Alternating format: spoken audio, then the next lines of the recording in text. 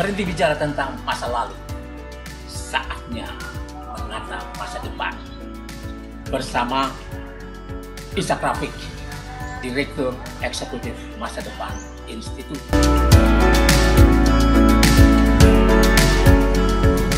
Assalamualaikum warahmatullahi wabarakatuh. Saudara-saudara sekalian, Anda kembali bersama Ishak Rafiq, Direktur Eksekutif Masa Depan Institut. Kita berada di persimpangan emas masa depan Indonesia. Banyak hal yang diakui semua orang bahwa negeri kita tidak sedang oke-oke saja. Banyak masalah yang sebetulnya menjadi kewajiban pemerintah, kewajiban DPR untuk mengawasinya, diabaikan. Maka pemerintah menjadi lembaga yang didanai dengan APBN, diberi segala macam fasilitas, menguasai laut, BUMN dan lain sebagainya, tidak bisa memakmurkan rakyat, dan DPR-nya tidak peduli. Mengapa? Nah, seperti Bambang Pacul bilang bahwa mereka dikendalikan oleh pemerintah lewat ketua-ketua umum partai.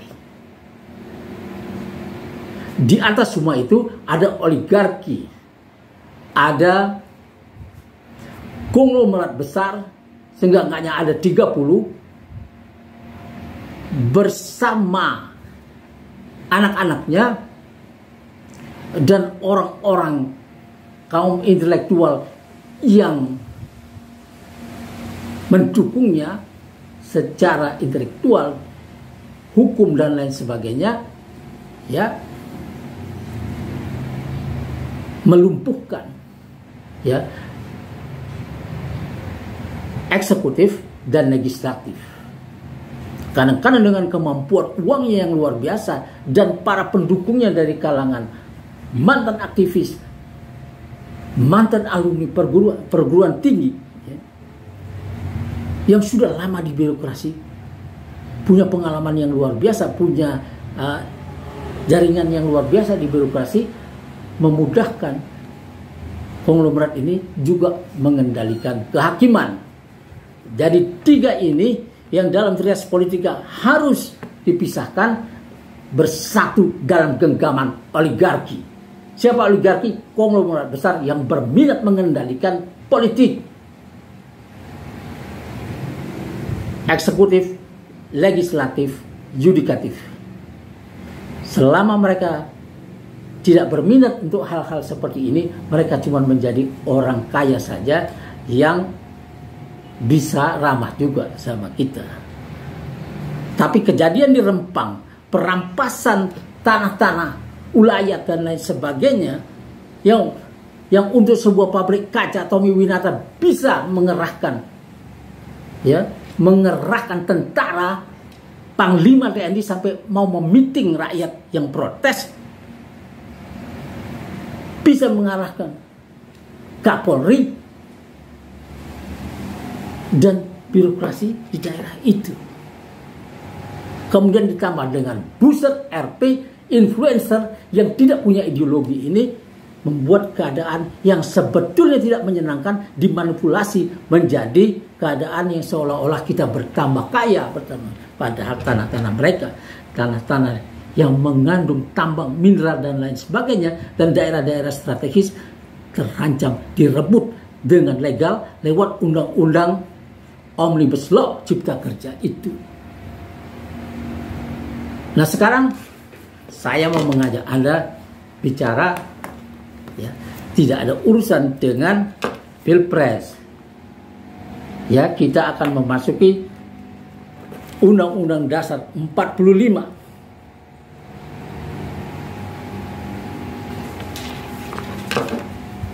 Yaitu pasal 33.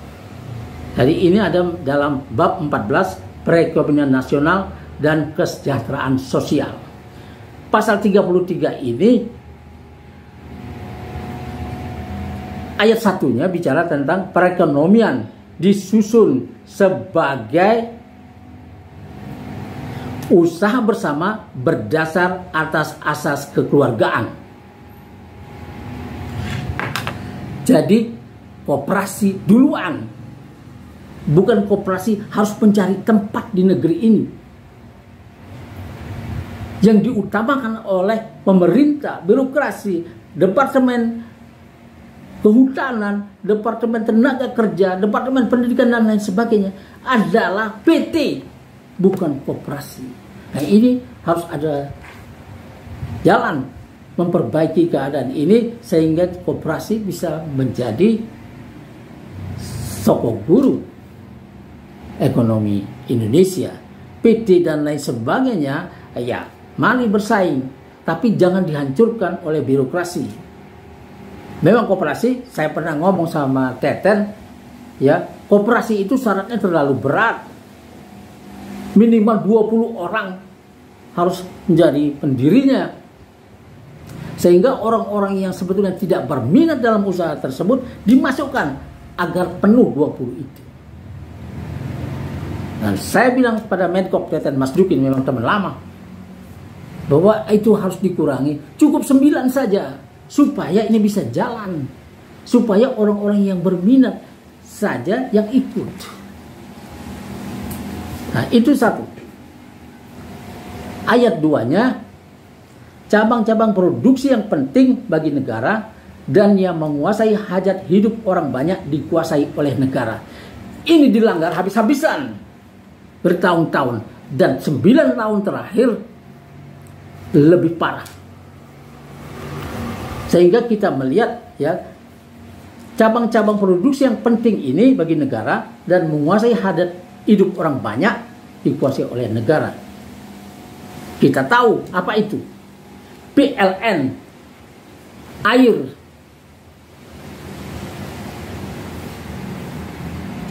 dan hal-hal yang semacam itu tidak boleh dikasih kepada swasta. Apalagi swasta yang sudah bikin bangkrut kita. Listrik swasta ini pada zaman Orde Baru kolaps, ini ada 27 pengusaha listrik swasta yang menghancurkan kita, yang membuat tarif listrik menjadi tinggi karena mereka menjualnya kepada PLN dengan sangat besar. Bila PLN memproduksi listrik 1 kWh cuman 2,3 sen dolar per kWh, kemudian dia menjualnya kepada rakyat 4,3 sen dolar, sudah untung. Sudah untung. Kemudian swasta diizinkan masuk, kemudian swasta ini berafiliasi pula dengan asing untuk bisa melakukan tekanan dari luar kepada pemerintah. Kemudian dia menjualnya dengan harga jauh lebih tinggi daripada harga PLN.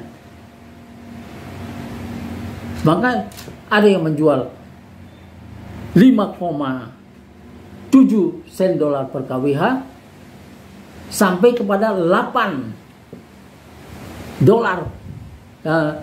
sen dolar per kWh. Jadi luar biasa tingginya. Itu yang dilakukan oleh perusahaannya Prabowo waktu itu sebelum krisis menghancurkan semuanya. Dan ketika krisis datang, IMF menjadi juru selamat, mereka menyelamatkan listrik swasta ini, bukan dicabut semuanya. Jadi subsidi yang terjadi adalah karena PLN membeli listrik kepada swasta lebih mahal daripada biaya produksi yang bisa dia lakukan sendiri. Dan sudah punya pembangkit-pembangkit listrik yang banyak.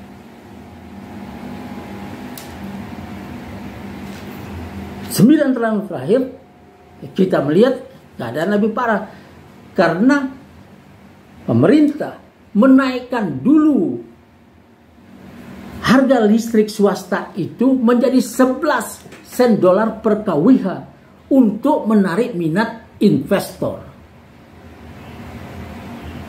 Kemudian PLN dijadikan cuman pencatat. Ini harus diperbaiki. Akibatnya PLN setiap tahun bisa rugi. Dan setiap tahun yang terakhir ini seperti diumumkan oleh pemerintah, ada 71 triliun kerugian PLN tahun ini. Ini tidak bisa dibiarkan karena membeli terlalu mahal. Dan ini semuanya oleh pemerintah baru. Kalau pemerintah sekarang masih ada waktu sebetulnya tidak memperbaiki ini, tidak mengembalikan PLN sebagai tuan di sini dalam urusan listrik, membuang semua listrik swasta itu semuanya harus dikaji ulang. Dahlan Iskan kalau terlibat dalam urusan ini waktu menjadi dirut PLN misalnya, jadi menek BUMN dan semua yang terlibat itu harus diseret ke pengadilan. Banyak protes dari orang-orang PLN terhadap Dahlan Iskan dan yang lain-lain tentu masih banyak yang terlibat. Dan bila aset-aset PLN secara diam-diam diambil alih atau diberikan secara sukarela oleh pemerintah kepada swasta-swasta ini, yang swasta-swasta ini yang memeras kita lewat batu baranya, lewat tarifnya, dan lewat penguasaan aset-aset itu. Ini harus dibereskan oleh pemerintah baru. Bila pemerintah sekarang tidak melakukannya, akan saya bantu kalau melakukan hal-hal besar yang seperti ini. Begitu juga di dalam urusan air. Negara, bangsa yang paling hina adalah pemerintah. Pemerintah yang paling hina adalah pemerintah yang tidak bisa menyediakan air bersih buat rakyatnya. Sehingga rakyatnya kocar-kacir sendiri ya dengan kekumuhannya. Anies sudah benar ketika dia menjadi Gubernur Jakarta mengambil alih perusahaan air minum dari asing menjadi milik DKI. Itu sudah benar. Di seluruh Indonesia harus melakukan hal-hal seperti ini. Saudara-saudara sekalian, ini belum selesai. Kita akan bahas pada waktu berikut. Wassalamualaikum warahmatullahi wabarakatuh.